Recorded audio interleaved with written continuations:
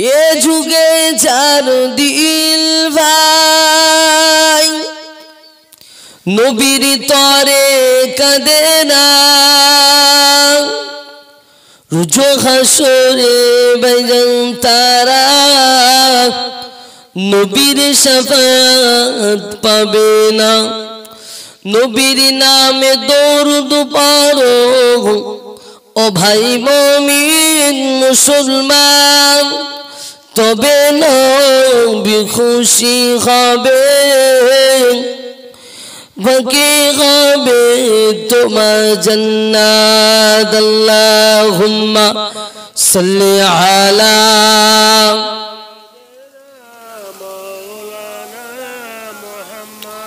وعلى آله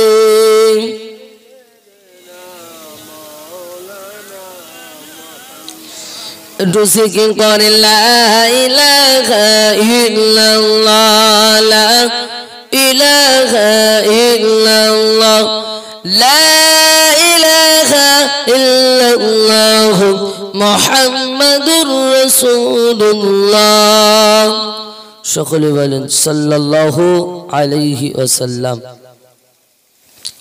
সম্মানিত ভাই ও বাবাজি আব্বা জানেরা,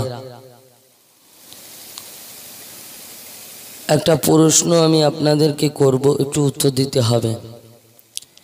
প্রশ্নটা হলো, জান্নাতে যাওয়ার আশা কার কার আছে একটু হাত তুলে দেখাবেন।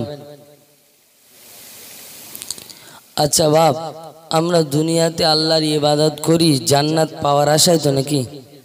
হ্যাঁ, জান্নাত পাওয়ার আশায় ইবাদত করি তো। আচ্ছা, এই যে কজন বসে আছেন এর মধ্যে একজন একটু হাত তুলবেন যে আমি আল্লাহর রাজি খুশি করার জন্য ইবাদত করেছি, জান্নাত পাওয়ার আশায় না। একটু হাত তুলে বলবেন। সবাই জান্নাত পাওয়ার আশায় করেছেন নাকি? আল্লাহ রাজি খুশি কেউ চায়নি। সেটাই তো আমি বলতে চাইছি। আপনারা বললেন আমরা জান্নাত পাওয়ার আশায়। আল্লাহ যদি রাজি থাকে আমাকে জাহান্নামে দেখার দরকার নেই, আল্লাহ রাজি আমার সঙ্গে থাকতে হবে, জান্নাতে না দেখ। ঠিক তো বলেন? জান্নাত আমি চাই না, আল্লাহ আমাকে রাজি খুশি হয়ে জাহান্নামে দেখ। আল্লাহ যাতে রাজি আমিও তাতে রাজি। আল্লাহ যদি জাহান্নামে দে আমার খুশি হয় তাহলে আমিও খুশি। হযরতে আব্দুল কাদের জিলানী নাম শুনেছেন? বড় পীর আব্দুল কাদের জিলানী রাহমাতুল্লাহ আলাইহি কে আল্লাহ পাক বলছেন, এ আব্দুল কাদের, তোমার জীবনের যত ঈমান আমল যত ইবাদত করেছো তার বিনিময়ে আমি আল্লাহ তোমাকে জাহান্নামে দেব। তোমার কি কোনো অভিযোগ আছে? আব্দুল কাদের জিলানী রাহমাতুল্লাহ আলাইহি বলছেন, আল্লাহ পাক অভিযোগ তো কিছু করার মতো জায়গা নাই, কিন্তু দুটো শর্ত আছে। কি শর্ত? আল্লাহ পাক জাহান্নামে যেতে পারি, তবে আপনার রাজি খুশি আমার সঙ্গে থাকতে হবে। এটা প্রথম নম্বর শর্ত। দ্বিতীয় নম্বর শর্ত কি? যে আল্লাহ পাক জাহান্নামে গিয়ে যখন পুড়ে আগুনে পুড়ে কালো কয়লার মতো হয়ে যাব, ওই সময় মাঝে মাঝে আমার সাথে সাক্ষাৎ করতে হবে। এই দুটো শর্ত আছে।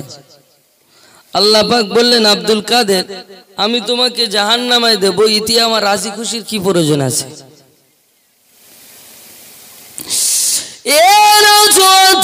যুবকেরা বারা কানটা খুলে শুনে রেখে দেন। ওই সময় আব্দুল কাদের বলেছিল, আল্লাহ পাক দুনিয়াতে যত ইবাদত করেছি, দুনিয়াতে যত আমল করেছি, দুনিয়াতে যত উপাসনা করেছি, সমস্ত ইবাদত সমস্ত উপাসনা আপনার রাজি খুশি করার জন্য করেছি। জান্নাত পাওয়ার আশায় কোনোদিনও করিনি, জাহান্নাম থেকে মুক্তি পাওয়ার আশায় কোনোদিনও করিনি। আপনার রাজি খুশিটা আদায় করার জন্য করেছি, আপনার রাজি খুশি করার জন্য ইবাদত করেছি। আল্লাহ পাক আজকে যদি জাহান্নামে যেতে হয়, আপনার রাজি খুশিটা আমার সঙ্গে থাকতে হবে।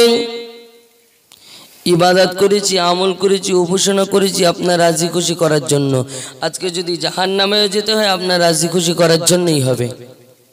আল্লাহ পাক বলেন, এটা না হয় মেনে নিলাম, তাহলে সাক্ষাতের কি প্রয়োজন আছে? ওই সময় বড়পি আব্দুল কাদের জিলানী রাহমাতুল্লাহ আলাইহি হুজুর বলেছিলেন আল্লাহ পাক নবী ইউসুফ আলাইহি ওয়াসাল্লামের এত রূপ দিয়েছিলেন, এত সুন্দর চেহারা দিয়েছিলেন। নবী ইউসুফ আলাইহি ওয়াসাল্লাম যখন মানুষের সামনে আসতো, মানুষের চোখটা কপালে উঠে যেত। মিশরের কিছু মহিলাদের সামনে যখন নবী ইউসুফ আলাইহি ওয়াসাল্লামকে দেওয়া হয়েছিল, তাদের হাতে একটা করে ফল দেওয়া হয়েছিল আর একটা করে ছুরি দেওয়া হয়েছিল। তাদেরকে বলা হয়েছিল তোমাদের হাতে ফলগুলো কেটে কেটে কেটে কেটে তোমরা খাও। তারা যখন নবী ইউসুফ আলাইহিস সালামকে দেখেছিল, তারা ফল কাটছিল কি হাত কাটছিল, ফল কাটছিল কি আঙুল কাটছিল, এই সাথ তাদের ছিল না। আল্লাহ পাক নবী ইউসুফ আলাইহিস সালামের এত রূপ দিয়েছিলেন যে মিশরের কিছু মহিলাদের কাছে একটা করে ছুরি আর একটা করে ফল দেওয়া হয়েছিল, যে তোমাদের হাতে যে ফলগুলো রয়েছে ওই ফলগুলো তোমরা কেটে কেটে কেটে কেটে নিজে নিজে খাও। আর যখন ইউসুফ আলাইহিস সালামকে তাদের সম্মুখে দেওয়া হয়েছিল, তখন তারা ফল কাটছিল কি হাত কাটছিল তাদের কোনো খেয়ালই ছিল না। ও রব্বুল আলামিন আল্লাহ পাক, আমি আব্দুল কাদের এই জন্য বলেছি ওই মিশরের মহিলাদের আল্লাহ পাক আপনি ইউসুফ আলাইহিস সালামকে এত রূপ দিয়েছিলেন, ওই রূপটা দেখার সঙ্গে সঙ্গে তাদের খেয়ালটা পাল্টে গিয়েছে। হাতের কোনো যন্ত্রণা হয়নি, হাতটা যখন কেটে গিয়েছে হাতের কোনো যন্ত্রণা হয়নি, হাতের কোনো যন্ত্রণা হয়নি। আল্লাহ পাক নবী ইউসুফ আলাইহিস সালাম যতক্ষণ তাদের সম্মুখে ছিল তাদের হাতটা কোনো যন্ত্রণা হয়নি। আল্লাহ পাক আমি আব্দুল কাদের এই জন্য বলেছি আল্লাহ পাক আমি যখন জাহান্নামের মধ্যে পুড়ে পুড়ে পুড়ে পুড়ে পুড়ে পুড়ে কালো কয়লার মতো হয়ে যাব, ওই সময় আপনি যখন আমার সাক্ষাৎ করবেন, আপনি যখন আমার সম্মুখে আসবেন, আমি আব্দুল কাদের পূর্বের সমস্ত যন্ত্রণাকে ভুলে যাব। আল্লাহ পাক এই জন্য আমি আব্দুল কাদের সাক্ষাতের কথা বলেছি। আল্লাহ পাক আপনি যখন আমার সম্মুখে আসবেন আমি পিছনের সমস্ত জ্বালা যন্ত্রণা ভুলে যাব, এই জন্য সাক্ষাতের কথা বলেছি। আব্দুল কাদের জিলানী রাহমাতুল্লাহ আলাইহি একজন বড় আল্লাহর ওলি ছিলেন। আল্লাহ তানাকে বলছেন তোমাকে আমি জাহান্নামায় দেব। আমরা দুনিয়াতে ইবাদত করি, আমল করি, যতটুকুনি করি, জান্নাত পাওয়ার আশা, আল্লাহকে পাওয়ার আশায় না। মনে একটা নিয়ত রাখতে হবে। আমরা সর্বসময় দুআয় বলি আল্লাহ পাক মরণের পরে আমার জান্নাত নসিব করো। আল্লাহ বলছে বান্দা তোর জান্নাত চাইতে হবে না, দুনিয়াতে এমন কাজ করবি তার বদৌলতে আমি আল্লাহ তোকে জান্নাত দেব। জোরে বলুন বান্দা এমন কাজ করবি তার বদৌলতে আমি আল্লাহ পাক তোর জাহান্নাম হারাম করে দেব। জোরে বলুন। তবে জান্নাত চাস না, জান্নাত চেয়ে পাবি না, কিয়ামত পর্যন্ত চাইলেও জান্নাত পাবি না, জাহান্নাম থেকে মুক্তি পাবি না। আমাকে রাজি খুশি কর, আমাকে ভালোবাস, আমাকে মাহাব্বত কর, আমি আল্লাহ পাক তোকে জান্নাতে দিয়ে দেব। কিন্তু বর্তমান সমাজের মুসলমান, সত্যিকারে বলতে ভাই খুবই কষ্ট লাগে, বর্তমান সমাজের মুসলমান আল্লাহর ইবাদত থেকে 95% পিছিয়ে। বলেন বর্তমান সমাজের মুসলমান আল্লাহর ইবাদত থেকে পিছিয়ে। আল্লাহ পাক রব্বুল আলামিন পবিত্র কালামুল্লাহ শরীফের ভিতরে ঘোষণা করে জানিয়ে দিয়েছেন ওমা খালাকতুল জিন্না ওয়াল ইনসা ইল্লা লিয়াবুদুন। আমি আল্লাহ পাক পৃথিবীর জমিনে, আমি আল্লাহ পাক দুনিয়ার জমিনে জিন এবং ইনসানকে সৃষ্টি করেছি, জিন এবং ইনসানকে, জিন এবং মানবকে দুনিয়ার জমিনে পাঠিয়েছি শুধুমাত্র আমার ইবাদত করার জন্য। বান্দা যদি আমার ইবাদত করিস আমি আল্লাহ তোকে জান্নাতে দেব, বান্দা যদি আমার ইবাদত করিস আমি আল্লাহ তোকে জান্নাতে দেব, বান্দা যদি আমার ইবাদত না করিস আমি আল্লাহ তোকে জাহান্নামের মধ্যে দিয়ে দেব।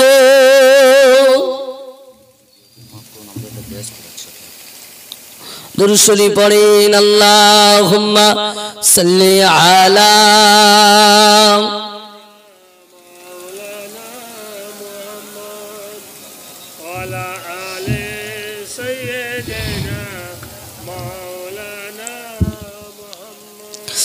ওগো কাজ করিতে গেলেন নবী ইহুদীদের বাড়ি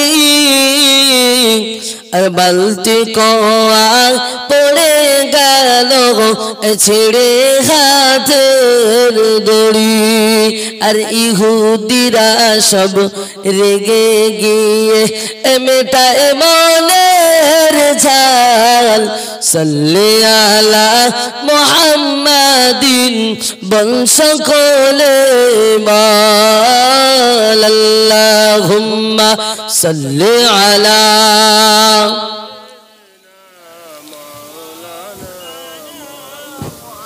وعلى آله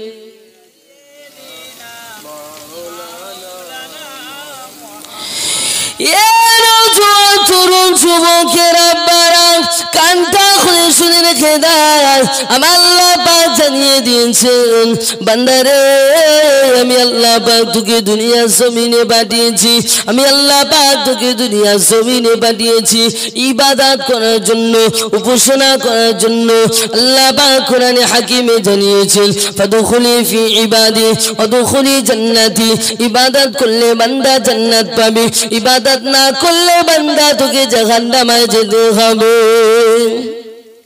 ফাদখুলি ফি ইবাদি ওয়াদখুলি জান্নাতি ইবাদতের বদলা আমি আল্লাহ পাক তোকে জান্নাত দেব ইবাদতের বদলা আল্লাহ পাক তোকে জান্নাত দেব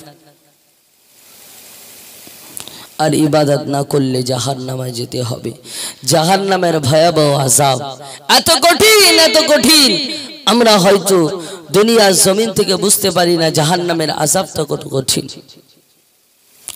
জাহান্নামের আযাব এত কঠিন জিবরিল আমিন আলাইহিস সালাম বর্ণনা করছেন একটা সময় জিবরিল আমিন আলাইহিস সালাম জাহান্নামের মধ্য থেকে ছুটে মসজিদে নববীতে চলে এসেছে আল্লাহ রাসূলের কাছে চলে এসেছে ইয়া রাসূলুল্লাহ ইয়া হাবিবাল্লাহ ওই সময় রাসূলুল্লাহ জিজ্ঞাসা করেছিল জিবরিল আমিন তোমার শরীরটা কেন এত বিকৃতি অবস্থা তোমার শরীরটা কেন এত বিকৃতি হয়ে গিয়েছে তুমি কেন এত ব্যস্ত হয়ে গিয়েছো ওই সময় জিবরিল আমিন বলেছিল আল্লাহ পাক ওই সময় জিবরিল আমিন বলেছিল ইয়া রাসূলুল্লাহ ইয়া হাবিবাল্লাহ হুজুর আমি এখন জাহান্নাম থেকে ডাইরেক্ট এখানে আসছি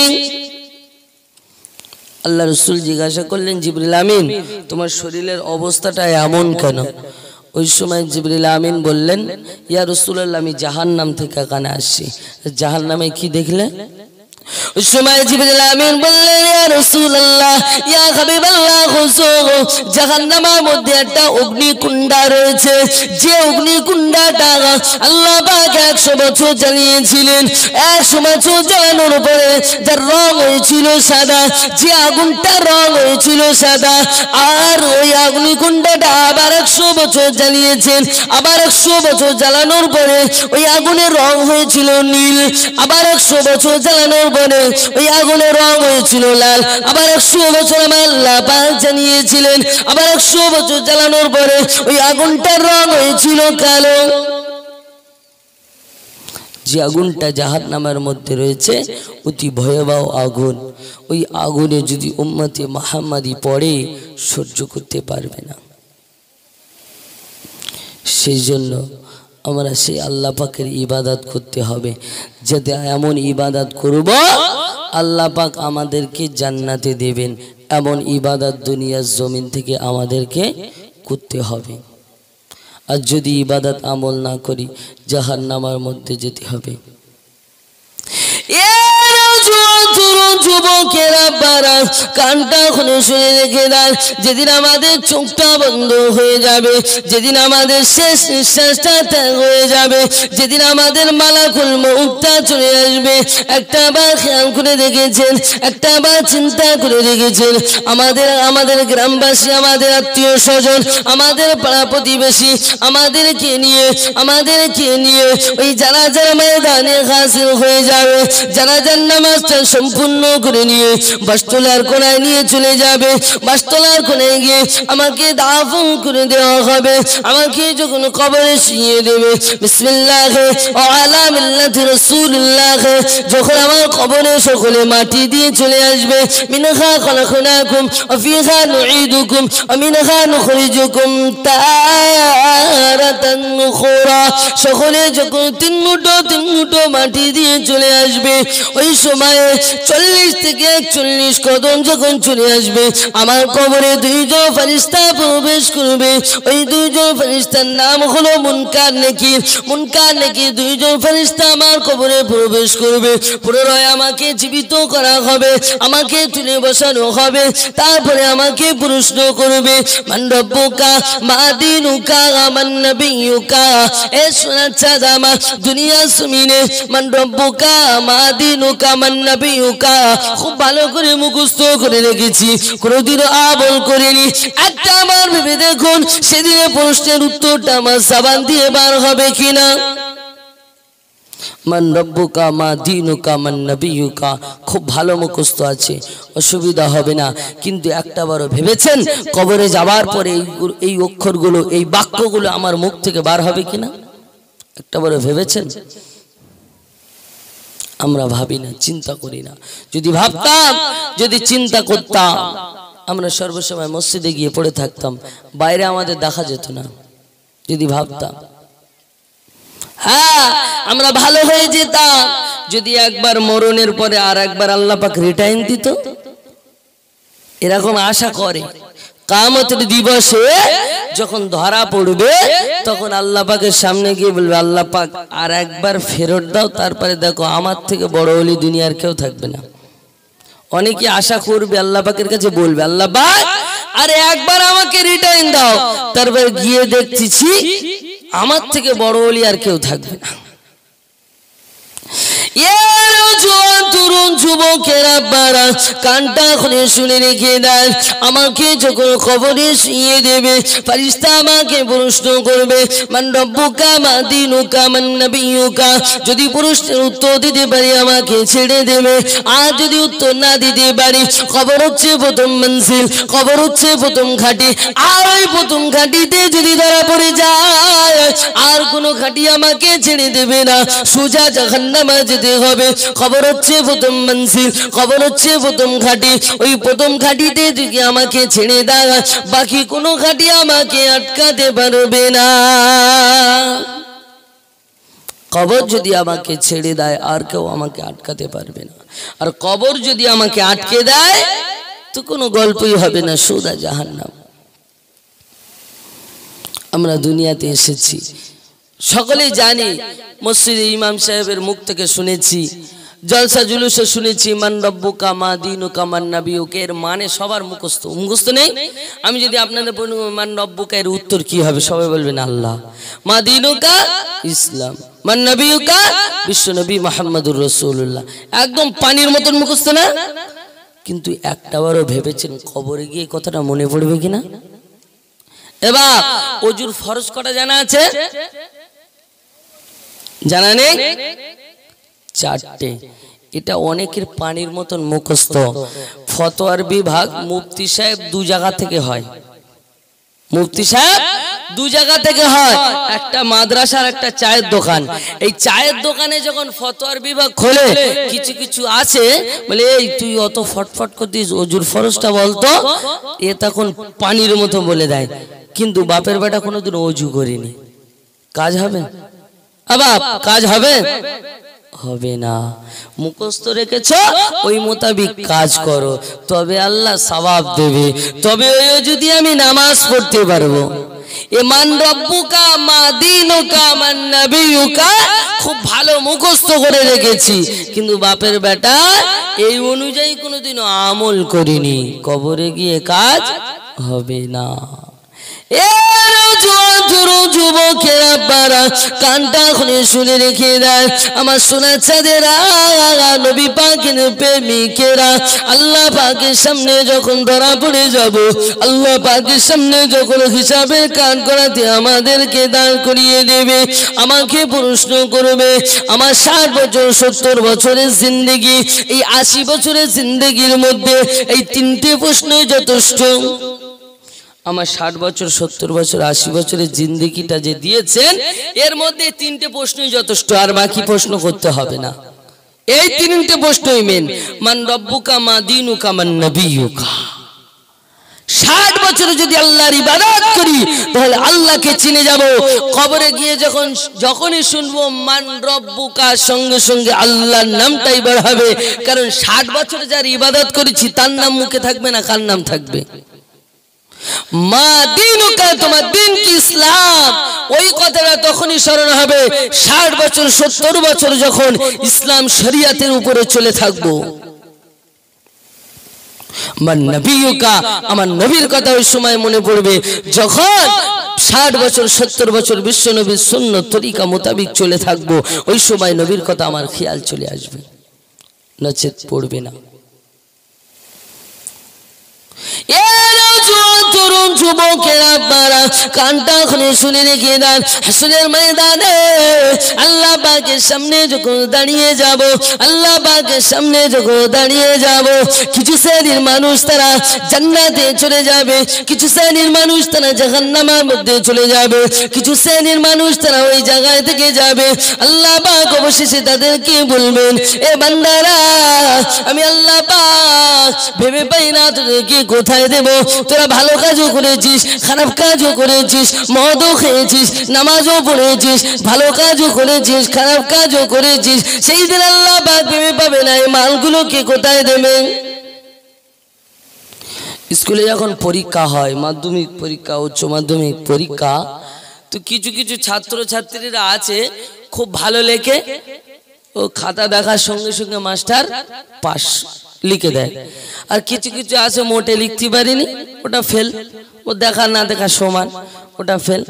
আবার কিছু কিছু আছে যদি 4টে উত্তর লিখতে হয় 2টো লিখে 2টো লিখিনি, তো মাস্টার কি করে ভাববে পাস দেবো না ফেল দেবো? হাফ লিখেছে হাফ লিখিনি, মাস্টার পর্যন্ত চিন্তিত হয়ে যায়। ঠিক হাসরের ময়দানে এইরকম একটা অবস্থা হবে, আল্লাহ পাকও চিন্তিত হয়ে যাবেন যে মালগুলো মদও খেয়েছে নামাজও করেছে। বুঝতে পারেননি? এ দুই দিকই করেছে, ভালো করেছে খারাপও করেছে, মালগুলো দেবো কোথায়?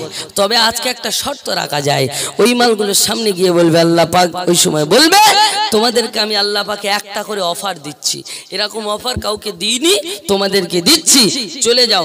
এই হাসরের ময়দানে তোমার বাপ, তোমার মা, তোমার দাদি, নানি, শাশুড়ি সকলেই রয়েছে, সকলের কাছ থেকে একটা করে নেকি নিয়ে এসো। যদি নিয়ে আসতে পারো আমি আল্লাহ পাক কথা দিলাম তোমাদেরকে জান্নাতে দিয়ে দেবো। জোরে বলুন। যুবকেরা আপনারা কানটা খুলে শুনে রেখে দেন, ওই সময়ে ওই আরাববাসীরা ছুটে ছুটে ছুটে ছুটে ছুটে ছুটে হাসরের ময়দানে চলে যাবে, জনম দুঃখিনী মায়ের কাছে চলে যাবে। ও আমার আম্মা জান, দুনিয়া জমিনে কত মহব্বত করেছিলে, দুনিয়া জমিনে কত ভালোবেসেছিলে। ও আমার আম্মা জান, দুনিয়া জমিনে কত মহব্বত করতে, নিজে না খেয়ে আমাকে খাইয়েছিলে, নিজে না পড়ে আমাকে পড়িয়েছিলে। ও আমার আম্মা জান, ও আমার আম্মা জান, আজকে হিসাবের কাঠ গড়াতে ধরা পড়েছি মা, আমাকে একটা নেকি দিতে হবে, আমাকে একটা নেকি দিতে হবে। আম্মা জান, আজকে একটা নেকি দি।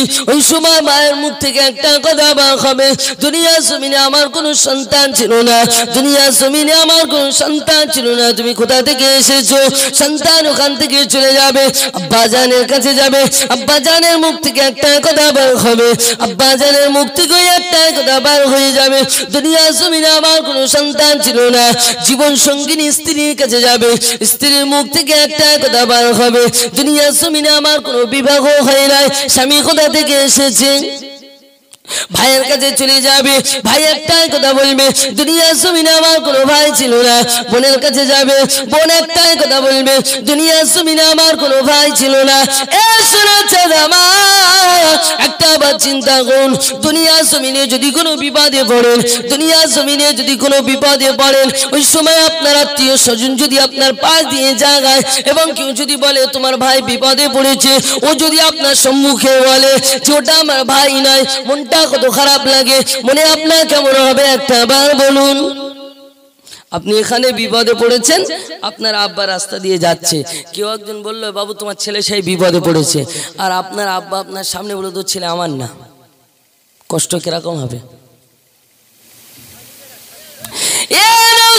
তরুণ যুবকেরা আপনারা কানটা খুলে শুনে রেখে দেন, ওই সময়তে সকলে ছুটে ছুটে ছুটে ছুটে আবার আরাফের ভিতরে চলে যাবে, আল্লাহ পাকের সামনে চলে যাবে। আল্লাহ পাক ওই সময় বলবে তোমরা তো নেকি আনতে পারোনি। ওই সময় তারা সমালোচনা করে তারা সকলে নবীদের কাছে চলে যাবে, নবী আদম আলাইহিস সালামের কাছে চলে যাবে। আদম আলাইহিস সালামের কাছে যখন চলে যাবে, আদম আলাইহিস সালাম বলবে আল্লাহ পাক আমি আল্লাহ পাকের সামনে কি করে দাঁড়াবো নিজে জানি না, আমি আল্লাহ পাকের সামনে কি করে মুখ দেখাবো আমি নিজে জানি না।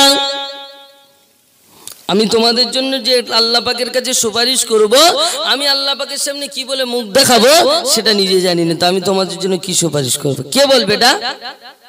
আদম আলাইহিস সালাম। আদম আলাইহিস সালাম আমাদের আদি পিতা, তিনি একজন নবী। তিনি যদি কথা বলতে পারেন পৃথিবীর যত পীর ওলি দরবেশ রয়েছে এরা নাকি জান্নাতের সার্টিফিকেট দেয়, দেয় না? যে আমার ন্যাস ধরো সোজা জান্নাতে যাবে। তো নবী আদম আলাইহিস সালামের মুখ থেকে যদি এই কথা বার হয়, তাহলে পীর ওলি দরবেশ কোথায় যাবে বাবা? জান্নাতের সার্টিফিকেট। নবী বলছেন আমি আল্লাহ পাকের সামনে মুখ দেখাতে পারবো না, শাফাত করতে পারবো না, আমার নিজের জন্য আমি ব্যস্ত, আমি কি হিসাব দেবো আমি নিজে জানি না। বুঝতে পারেননি? তাহলে পীর ওলি দরবেশ হিসাব দিতে হবে না নাকি? তাহলে জান্নাতের সার্টিফিকেটটা কোথা থেকে পাচ্ছে?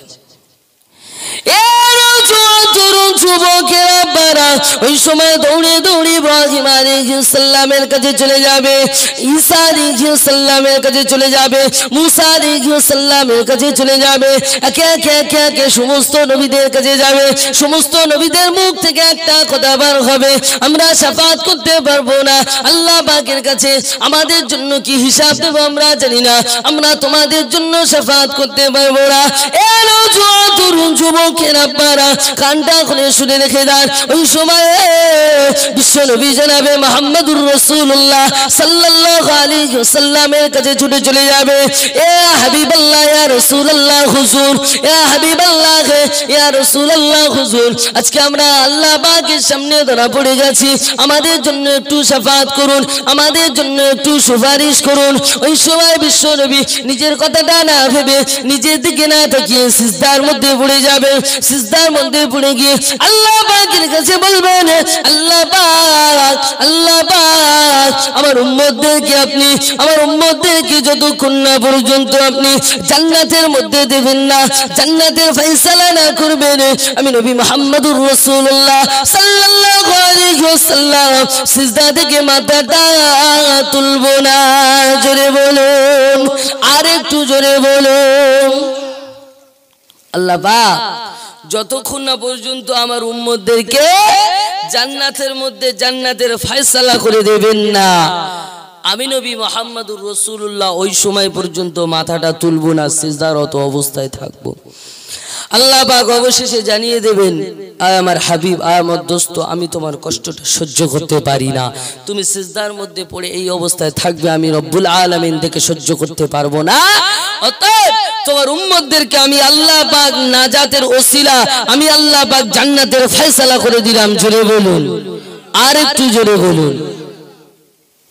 তাহলে একটা জিনিস আমাদেরকে ভাবতে হবে, পৃথিবীর জমিনে অনেক মানুষ আমাকে মহাব্বত করে, আমার মা, আমার ভাই, আমার বোন সবাই মহাব্বত করে, কিন্তু কেউ আমার পাশে থাকবে না। কোন নবী, কোন পীর, কোন দরবেশ আমার পাশে থাকবে না। একমাত্র বিশ্ব নবী জনাবে মুহাম্মদুর রাসূলুল্লাহ, যে নবীর উম্মত হয়ে আমরা দুনিয়ার জমিনে এসেছি, আজকে সেই নবীকে আমরা চিনতে পারি না।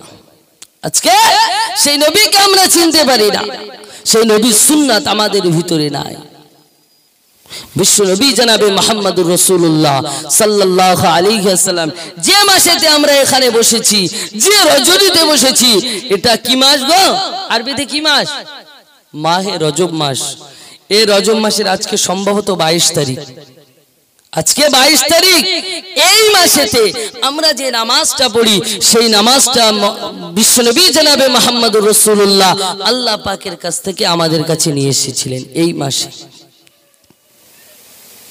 বিশ্বনবী আল্লাহ পাকের মিরাজে গিয়েছিলেন, সাক্ষাৎ লাভ করতে গিয়েছিলেন, সেখান থেকে আমাদের জন্য তোহফা স্বরূপ এই মাসেতে নামাজ এনেছিলেন। আজকে সেই বিশ্বনবীর মহব্বত নাই, সেই নামাজ আমাদের ভিতরে নাই।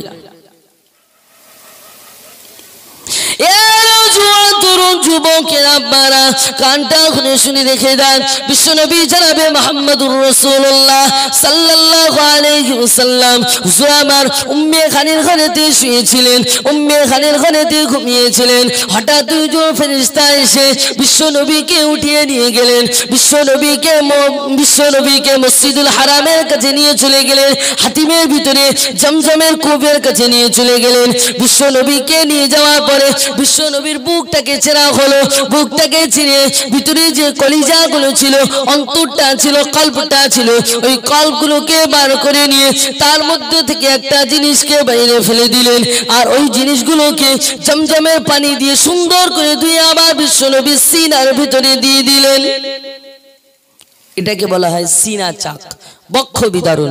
বিশ্বনবীর পুরো জিন্দেগিতে 3 বার সিনা চাক হয়েছিল, বক্ষ বিদারণ হয়েছিল। তার মধ্যে একবার হচ্ছে এই মেরাজের সময়,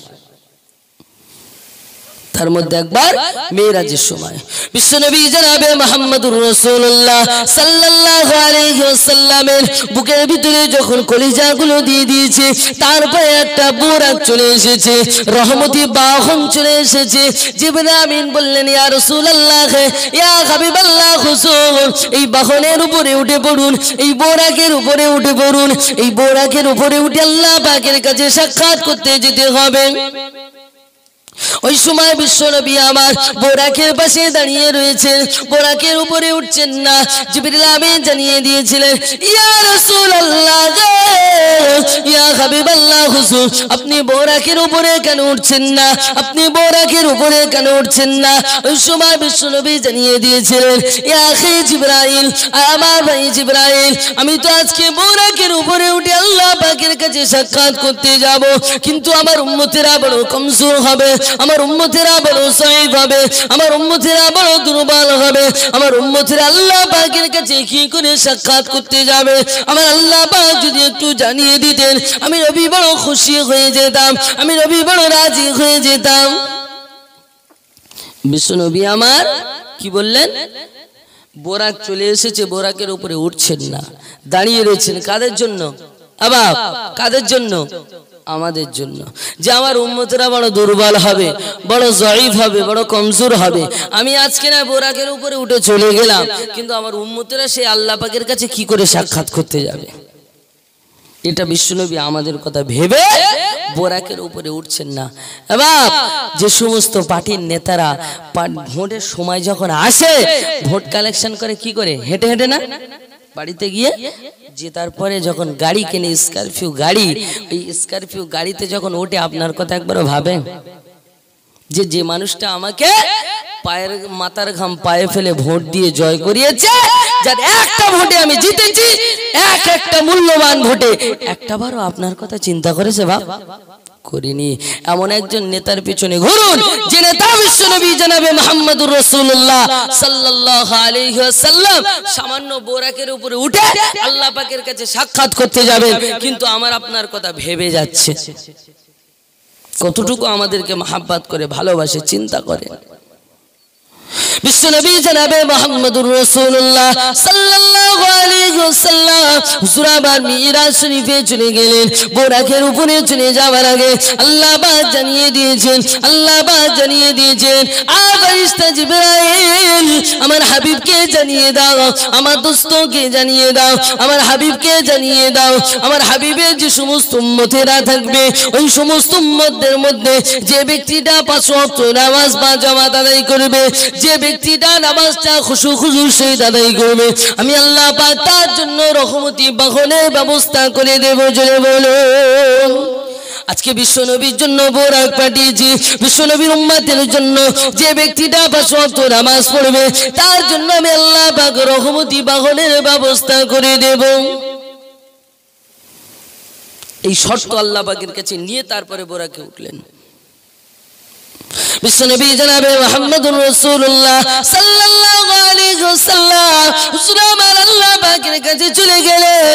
বাইতুল মুকাদ্দাসে গেলেন, মসজিদুল হারাম থেকে মসজিদে আকসা, মসজিদে আকসা থেকে নিয়ে সিদরাতে মুনতাহা, সিদরাতে মুনতাহা থেকে সপ্তম আসমানে আরশে আজিমে আল্লাহ পাকের কাছে সাক্ষাৎ করলেন। আল্লাহ পাকের সাথে কথোপকথন করলেন। দীর্ঘ 25 থেকে 27 বছর আল্লাহ পাকের কাছে সাক্ষাৎ করলেন। দুনিয়াবি হিসাবে ঘন্টা 3 সময় লেগেছে। রাতের শেষ অংশে বিশ্বনবী গিয়েছিলেন, আবার দুনিয়ার জমিনে এসে ফজরের নামাজ পড়েছিলেন।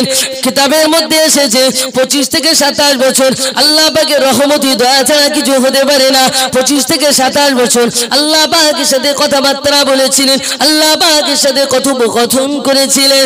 আল্লাহ পাকের সাথে যখন 25 থেকে 27 বছর কথোপকথন করলেন, যখন আর সে আজিমটা ছেড়ে চলে আসবেন, বিশ্বনবী আমার 2 নয়নটা বলে চোখের পানি পড়ে যায়। আল্লাহ পাক জিজ্ঞাসা করেছিলেন, আমার হাবিব রে, আমার দোস্ত রে, 25 থেকে 27 বছর তোমার সাথে কথাবার্তা বলেছি, তোমার সাথে কথোপকথন করেছি, তুমি কেন কান্নাকাটি করো? তোমার জানটা কি ঠান্ডা হয়নি? তোমার জানটা কি পুরা হয়নি?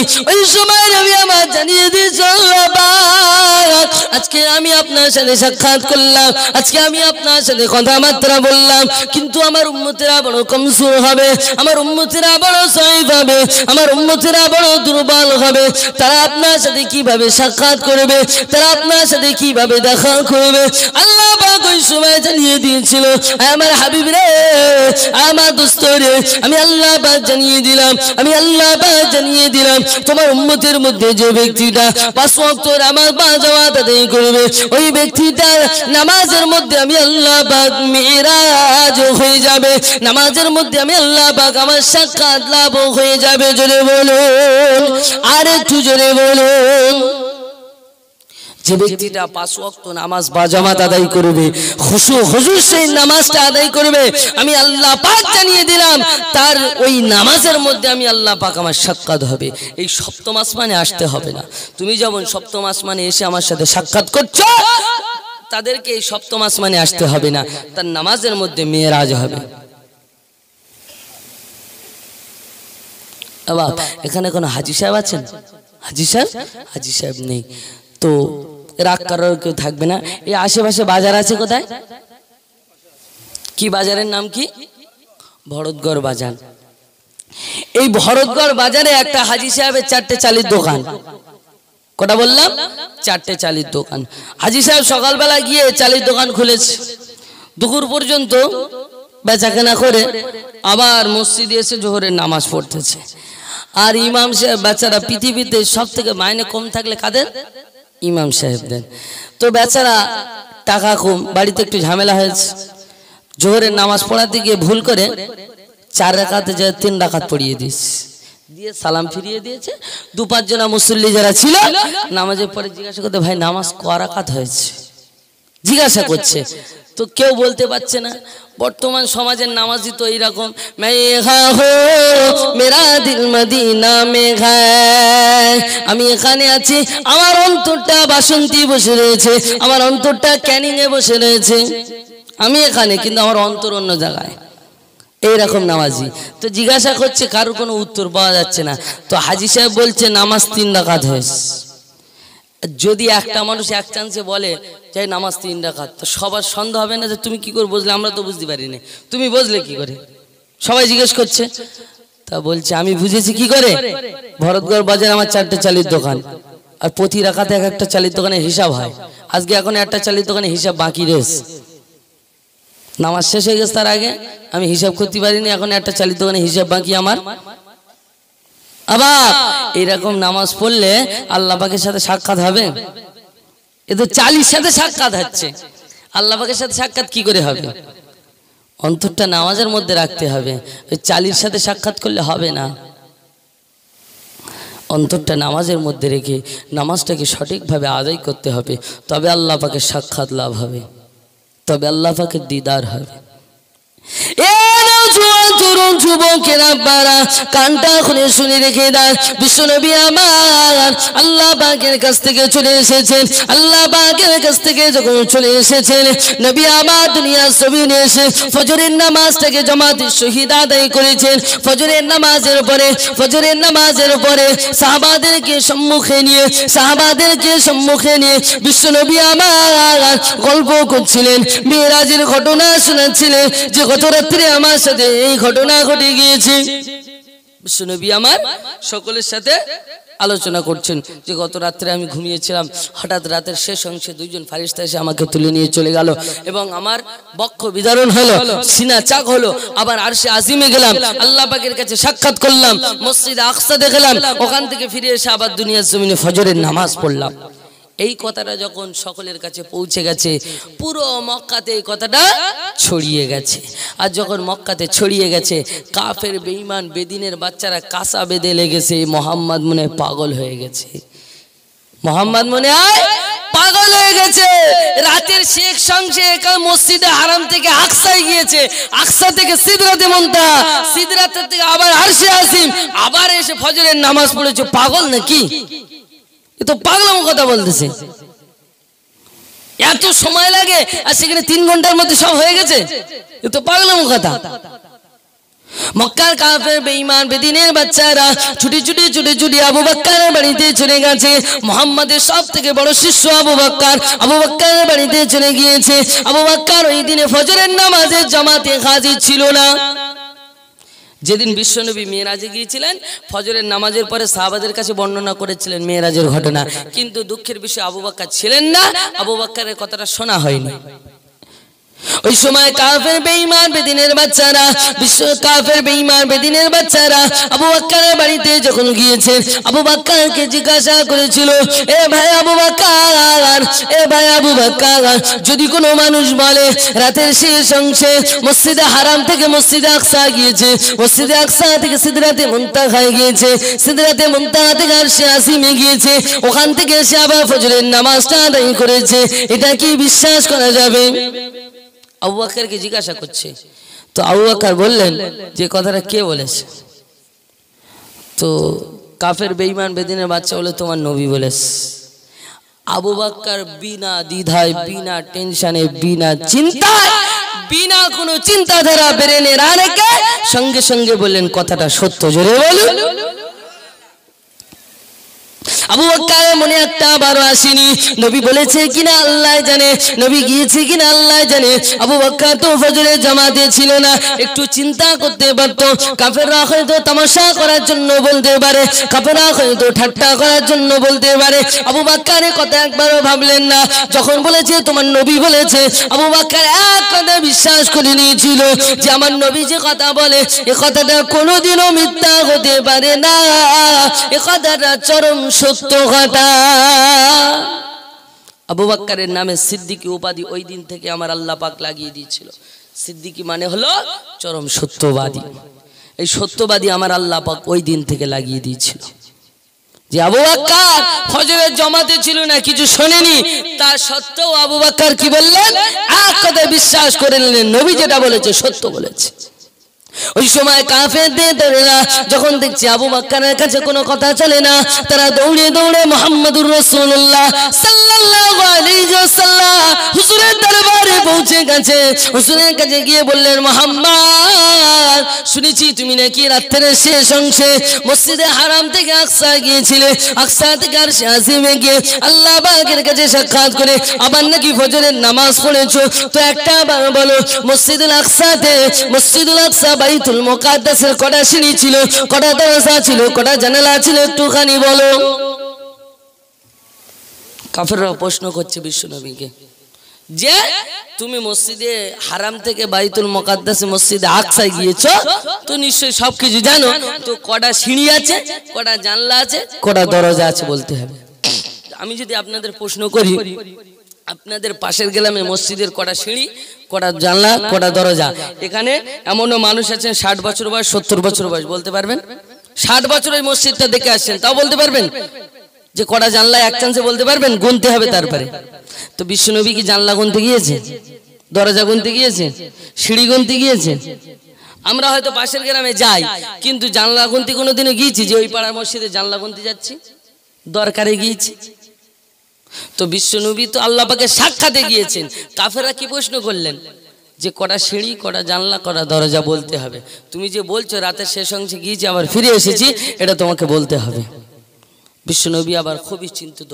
বিশ্বনবী কিতাবের মধ্যে এসেছে, বিশ্বনবী বলছেন এইরকম পেরেশানিতে আমি কোনোদিনও পড়িনি, যে এই প্রশ্নটা আসার পরে যখন পেরেশানি, কারণ বলতে না পারলে কাফেররা মিথ্যাবাদী অপবাদ দিয়ে চলে যাবে যে মিথ্যা কথা বলছে, জাদুকর মিথ্যা কথা বলছে। ওই সময় আমার আল্লাহ পাক বাইতুল মুকাদ্দাসের পুরো আকৃতিটা বিশ্বনবী চোখের সামনে তুলে দিয়েছিল। নবী আমার কটা সিঁড়ি রয়েছে গুনে গুনে গুনে গুনে কাফেরদেরকে বলে দিয়েছিল, কটা জানালা রয়েছে গুনে গুনে বলে দিয়েছিল, কটা দরজা রয়েছে গুনে গুনে গুনে গুনে বলে দিয়েছিল। আল্লাহ পাক বিশ্বনবী চোখের সামনে পুরো বাইতুল মুকাদ্দাসের ছবিটা তুলে দিয়েছিল। জোরে বলো। পুরো বাইতুল মুকাদ্দাসের যে আকৃতি বিশ্বনবী চোখের সামনে তুলে দিলেন, আর বিশ্বনবী চোখটা বন্ধ করে কটা সিঁড়ি আছে গুনে বলে দিলেন, কটা দরজা আছে গুনে বলে দিলেন, কটা জানালা আছে গুনে বলে দিলেন। আর যখনই চোখটা বন্ধ করে বলেছে, সঙ্গে সঙ্গে কাফের বেঈমানদের বেদিনের বাচ্চারা, ঈমান আনার তো সৌভাগ্য হয়নি, বলল মুহাম্মদ জাদুঘর, বলে চলে গেল। মুহাম্মদ এ বড় চরম জাদুঘর বলে ওখান থেকে চলে গেল। যে বাইতুল মুকাদ্দাস জিজ্ঞেস করে যদি মুখস্থ থাকে তো ভালোভাবে বলবে, চোখ বন্ধ করে বলার কি মানে জাদু করতেছে, জাদু করে বলছে, বলে গেল চরম জাদুঘর, বলে চলে গেল। তরুণ যুবকের আব্বারা কানটা খুলে শুনে রেখে দেন, ওই বিশ্বনবী জনাবে মুহাম্মদুর রাসূলুল্লাহ সাল্লাল্লাহু আলাইহি ওয়াসাল্লাম আমাদের জন্য আরশে আসিম থেকে আল্লাহ পাকের কাছ থেকে নামাজ দিয়ে এসেছিলেন। সর্বপ্রথম নামাজ দিয়ে এসেছিলেন 50 ওয়াক্ত নামাজ। ওই 50 ওয়াক্ত নামাজকে 6 নম্বর আসমানে এসে মুসা আলাইহিস সালাম বলেছিল, এ নওজোয়ান নবী মুহাম্মদুর রাসূলুল্লাহ সাল্লাল্লাহু আলাইহি ওয়াসাল্লাম তোমার উম্মতের জন্য কি নিয়ে যাচ্ছ? নবী মুহাম্মদুর রাসূলুল্লাহ সাল্লাল্লাহু আলাইহি ওয়াসাল্লাম খুবই আনন্দের সহিত বলেছিলেন, আমার উম্মতের জন্য 50 ওয়াক্ত নামাজ নিয়ে যাচ্ছি আমি। খুবই আনন্দের সহিত বললেন। মুসা আলাইহিস সালাম বললেন, আমার উম্মতের জন্য 2 ওয়াক্ত ছিল, তাই তারা আদায় করতে পারেনি, আর তোমার উম্মত 50 ওয়াক্ত আদায় করবে, তুমি ভাবলে কি করে?